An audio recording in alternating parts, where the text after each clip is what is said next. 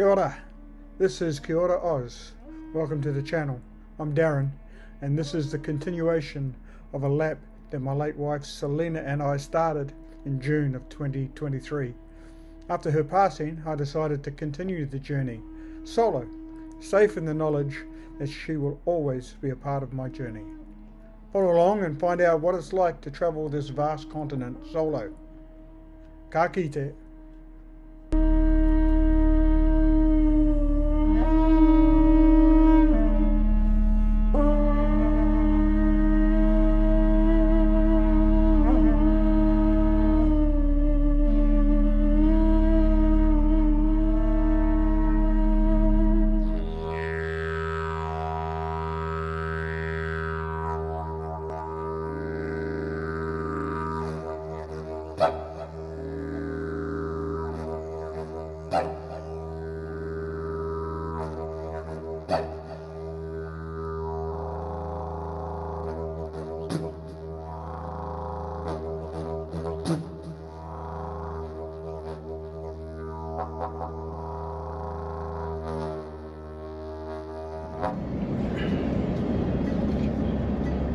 Kia ora Oz, kia ora whānau. Welcome to the next episode. I'm pretty excited about this one. So this episode will be part one of a 9-day stay I'm having in Kakadu National Park. So we just crossed into the national park and heading to the Yellow River campground. It's got another name, I just can't remember it off the top of my head, but we'll do that in the morning.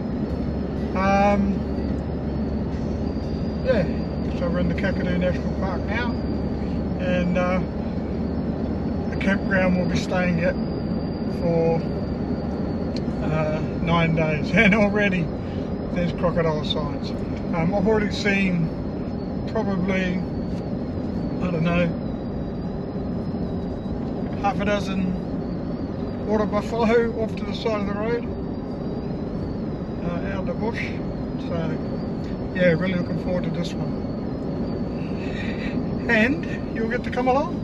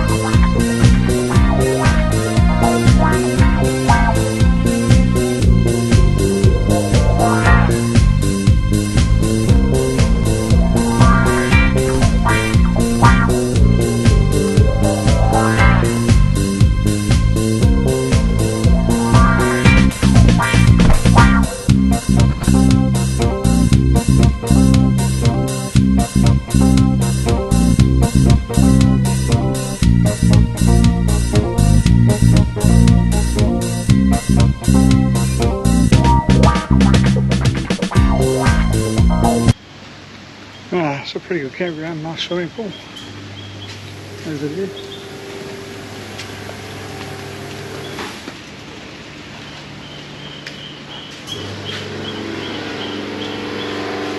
Bar and bistro and restaurant.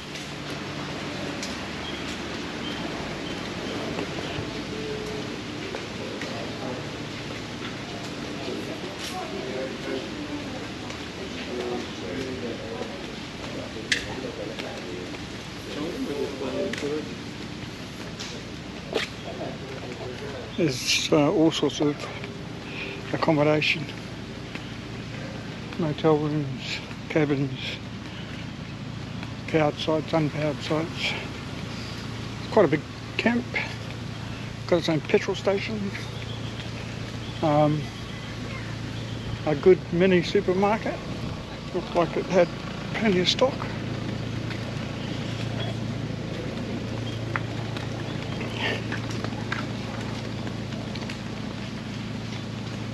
So yeah, here for the next 9 days.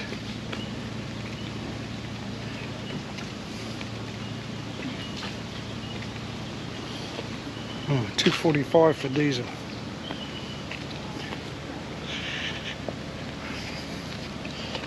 Yeah, next 9 days, so in the middle of Kakadu, good place to base, and then we're going to see what we can see.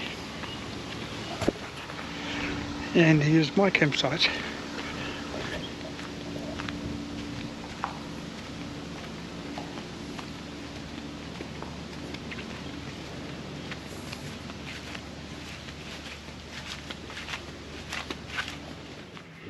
Morena. Welcome to Kakadu. I have a total of 9 nights here in Kakadu. So set up camp yesterday, came in around about 2 o'clock, I guess, set up camp, and then watched the rugby, and yeah, had a fairly quiet night. So today I'm going to head out and start looking at things. I don't know exactly what yet today. Quite a few things are closed or haven't opened following the wet season yet, so we just have to do some research before I take off and work out where I'm going to go. But I'll probably just have a look around here at the local area today. I'm booked in for a dawn cruise tomorrow on the Yellow River in Billabong, so that should be good. Yeah, so basically that's it. Major, absolutely major tragedy to the start of my trip, or start of my stay in Kakadu. When I arrived, I opened the door to find that I'd lost Jim. Yep, one of the cupboards was opened and I lost half a bottle of Jim Beam. No. So it was a toss up today whether I go out or whether I sit for a while in the morning with my half a bottle of Jim Beam. Luckily, I got 4 bottles left. Okay, so Sam's fun fact. Aboriginal peoples have occupied the Kakadu area continuously for around 60,000 years. The park is renowned for the richness of its Aboriginal cultural sites. There are more than 5,000 recorded. For some reason, the morning talk stopped just as I was doing Sam's fun fact. So it should have said the park is renowned for over 5,000 registered Aboriginal art sites. So hopefully we're going to see one of those during the stay here, or a couple even maybe. But yeah. So after that I just cleaned up and made my phone calls and got out and about, which you'll see now. Warning signs everywhere for all sorts of things. Now it's a buffalo. I'm going for a walk up to the Yellow River.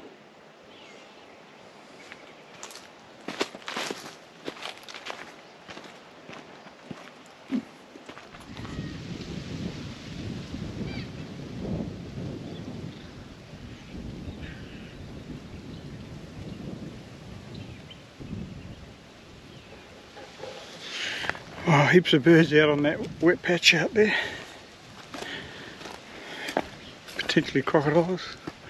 Can't get out on the jetty thing because it's closed. It's got seasonal closure written on it, so I don't know why that would be, but anyway, I can see one of the cruise boats way off in the distance.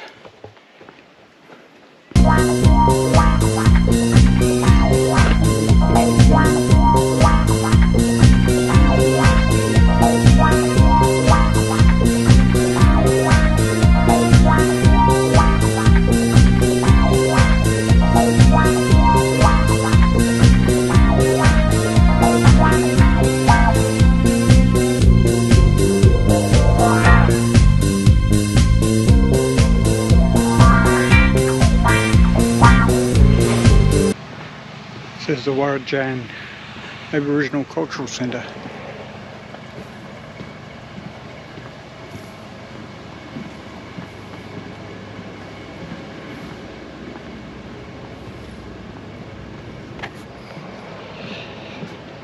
So that was the Wonderfull Aboriginal Cultural Centre. Unfortunately, photos and filming is not allowed inside, which is often the case with a lot of this Aboriginal cultural stuff. So yeah, I couldn't film anything or take any photos, but if you're in Kakadu, the cultural centre here is well worth a visit. Yeah, really interesting.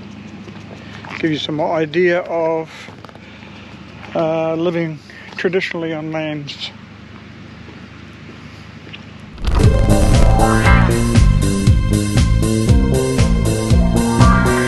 This is the Jim Billabong. There's a campsite here. Looks like people have been camping, and yeah, over a national park campsite, I'm guessing. But there's a little bit of a fishing spot as well, by the look of it. Never know. I might just have a crack. Can't see any Crocs yet.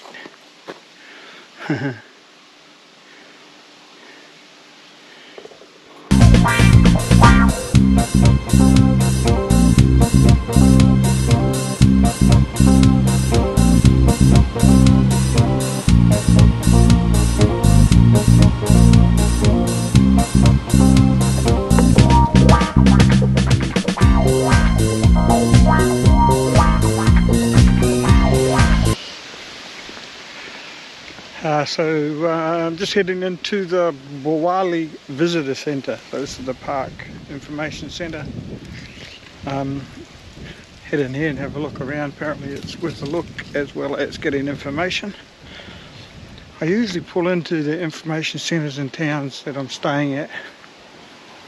A, because you get information about your location, and B, they normally have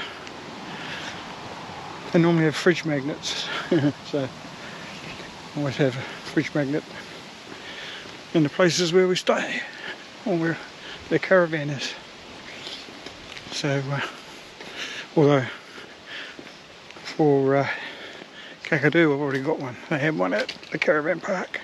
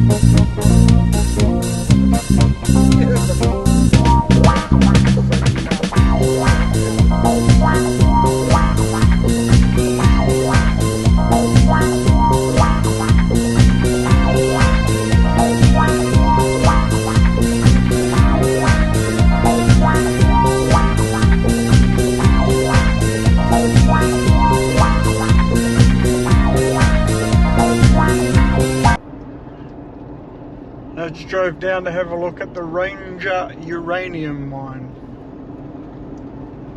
Massive open cut mine.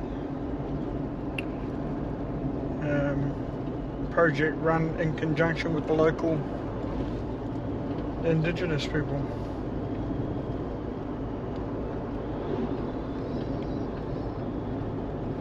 Anyway, feels like I shouldn't be here, but no signs to say you can't drive down here.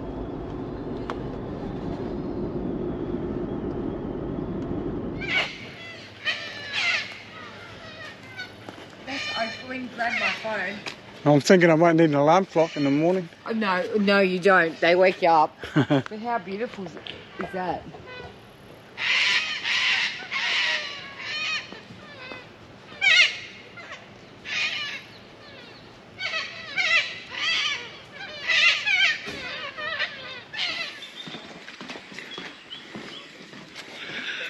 Oh, 6:30, heading down to the Yellow Water Cruise.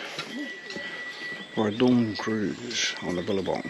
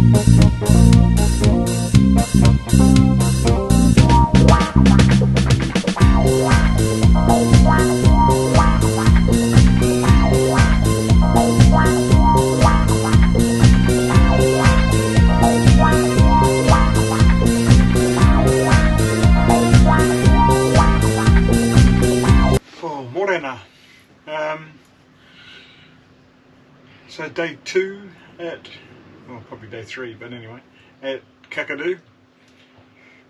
And early this morning I went out on a cruise on the Yellow Water Billabong and Jim Jim Creek or River.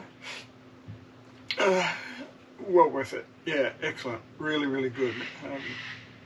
The guide was a local indigenous guy and very knowledgeable about the wildlife that we saw and the bird life and all that sort of stuff, especially how it tastes. And yeah, he was really good and a bit of a comedian as well. Saw maybe, I don't know, half a dozen crocodiles, tons and tons of bird life, sea eagle, bulgars, are they? Whatever. But yeah, I'll put all of that, or you will have already have seen all of that on the video, hopefully, and got heaps of good photographs, etc. It's a little bit disappointing here at the moment because a lot of the stuff that I wanted to go and see is closed. And when I went to the information centre to ask how long they thought that might be, they were saying, oh, it'll be weeks as opposed to days. So yeah, Mogok and a couple of the other waterfalls, Twin Falls, Jim Creek and all that sort of stuff you can't get into at the moment. They're seasonally closed, so it's a bit of a disappointment, but we will, nothing you can do about it, so we will make the best of what we can go and see. Might go and have a look at some rock art today, although after this morning's trip I've got a lot of editing to do, and yeah, see what we can see. Sam's fun fact for today. So saltwater crocodiles are the largest living reptiles. They really should be called not saltwater crocodiles, but what do they call it? Equestrian crocodiles.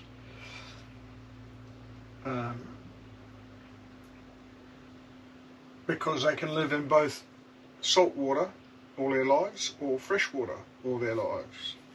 Equestrian, I think he said. Anyway. So yeah, so they are territorial, and usually one male will have a fairly large territory and have any number of female suitors, which are smaller in length. This big males can get upwards of 1,000 to 1,500 kilos, and as big as 6 meters in length. So yeah. So yes, all quite good. Oh, and interestingly, saltwater crocodiles can't digest feathers, so they don't eat the birds very much, or don't grab a hold of ducks and that's very much. There you go. Alright, so I'll pack up and decide what I'm going to do and take you along.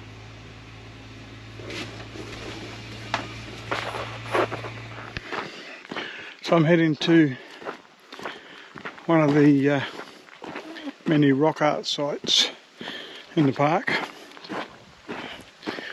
and it's a 4-kilometre round trip.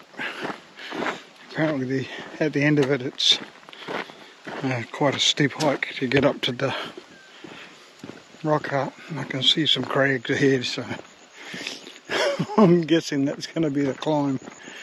Anyway, let's see how we go.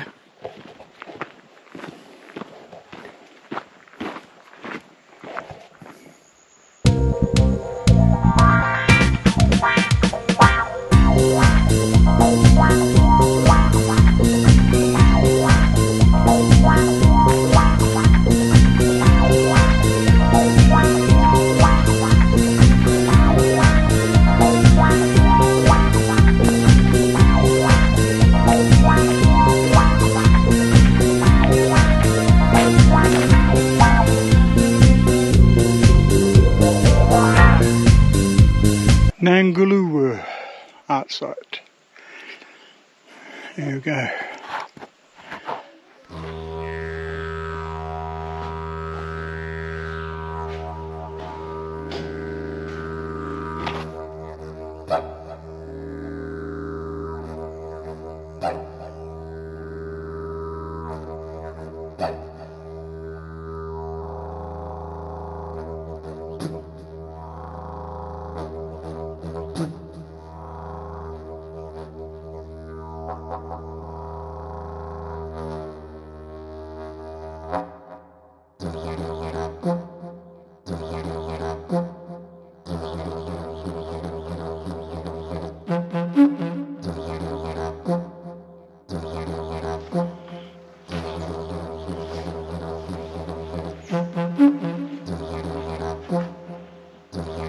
Mind blowing how long some of this stuff can have been here, you know.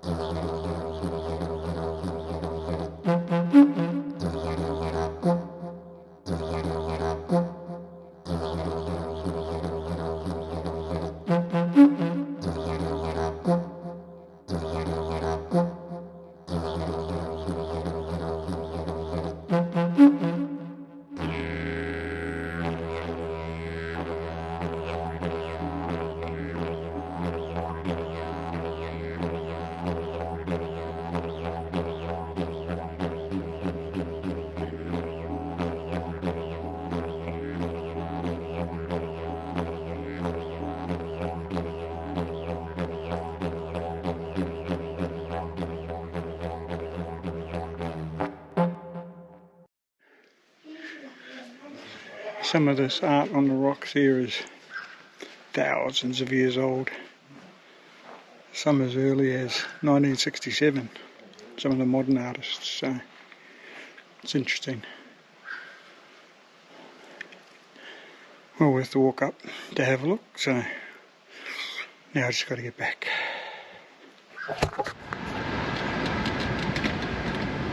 So that was a tick over 4-kilometre round trip up to the rock art and back. What's the temperature? 33.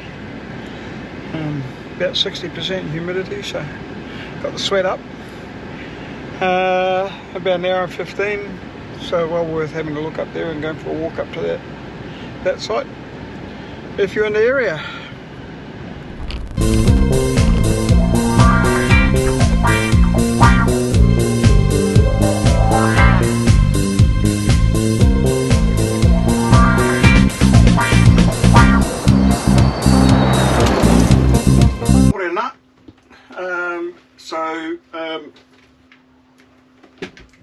A good day yesterday. I headed out early morning obviously and had a look at the yellow water billabong on a cruise, so saw plenty of wildlife and all that sort of stuff, which you will have already seen. And then in the afternoon I went to a rock art site, one of the rock art sites, the name of which escapes me at the moment, but is on the video. You will see it. You will have seen it on the video. So that was cool as well. So fairly big walk. And then I came home, had a swim and a beer, and that was it for today. So today I'm going to head out again. Not sure where I'm going to go, but anyway, wherever I go, you'll come along. So Sam's fun fact for today. So the Kakadu National Park is located in the Alligator Rivers region. So there's the East Alligator River, the West Alligator River and the South Alligator River. So Alligator River, you might ask. Why are they called Alligator River? Well, the explorer Philip Parker King was the first English navigator to enter the Gulf of Carpentaria, and he made a number of explorations in the area between 1818 and 1822, and named the rivers after the crocodiles which he mistook for alligators. So in his journals he wrote, on our course up and down the river we encountered several very large alligators, and some were noticed sleeping in the mud. This was the first time we had seen these animals, excepting that at Goulburn Island. And because they appeared to be very numerous and large, it was thought not safe to stop all night up the river. There you go. That's why they're called the Alligator River. Alright, so I'm going to clean up and head off for the day.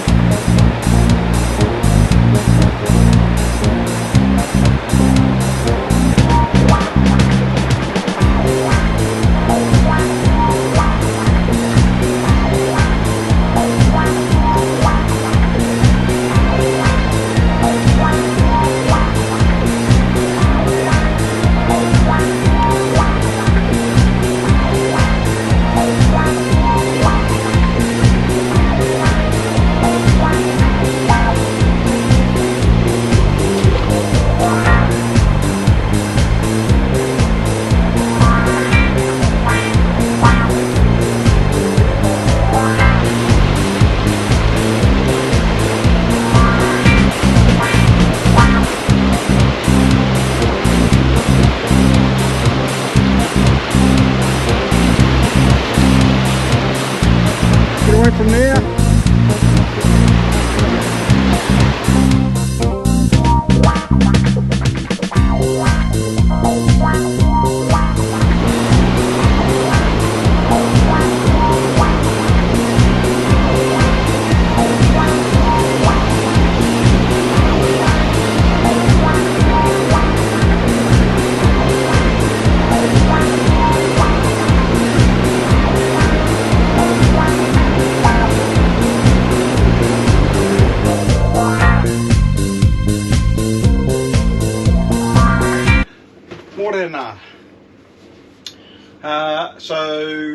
Yeah, took a drive out to Shady Camp on the Mary River and the Shady Camp Billabong yesterday to have a look. I might think about heading out there, or leaving here a little bit early and heading out there. It's a little bit closer to Darwin, plus I can spend the whole day fishing and get the right tides and that sort of stuff. Anyway, we'll think about it. It's about 25 kilometres of dirt to get in there, so I just need to make sure that I'm happy with the dust issues, so we'll see how we go. And whilst I was there, got interrupted by a buffalo who decided he was going to head across the river crossing where I was fishing from. There was a couple of us fishing there. I just turned around and he was there. Oh, Jesus. Anyway, that was an interesting exercise. So, Sam's fun fact, water buffaloes. So water buffaloes were introduced to Australia as a potential food source and a beast of burden in the 1800s. And then about 50 of them were set free in the Northern Territory, and they quickly became a problem. So there are thousands of them originally feral, and they cause a lot of damage, especially in the Kakadu National Park. The water buffaloes thrive mainly on aquatic plants, and during floods they can graze submerged, raising their heads above the water and carrying quantities of edible plants, which is a problem for the ecosystem here in Kakadu. They also trample or compact the earth underneath, which stops some of the native species from growing. Interestingly, there are no hooved animals native to Australia. So all of the hooved animals in Australia are introduced. So here in Kakadu they have the water buffalo, they have horses, feral horses, mules and feral pigs. So there you go. Alright, so I'm going to head out to Cahill's Crossing today. So if you've never heard of Cahill's Crossing, it's where the crocodiles gather at high tide to eat the barramundi coming up the river. So hopefully we see some action today. Alright, I want to clean up and get on the road. I've come out to Cahill's Crossing. High tide should be, I don't know, 40 minutes from now. Apparently that's the time to be here, so hopefully we see some action.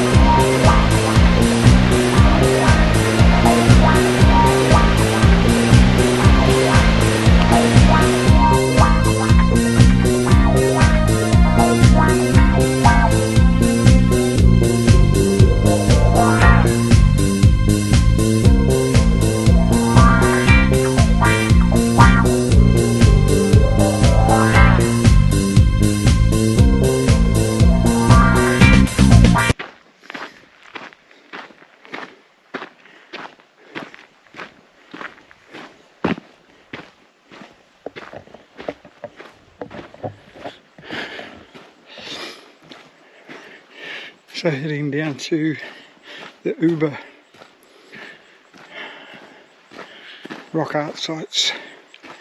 It's a 1 kilometre loop, or if you go up to the lookout, it's 1.5. So see how I feel.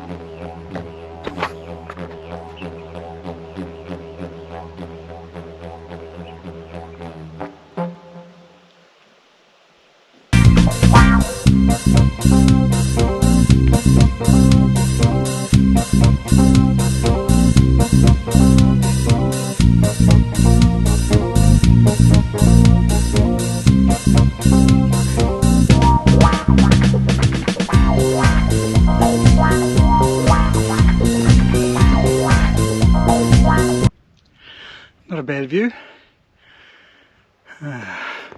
Looking out towards Arnhem Land.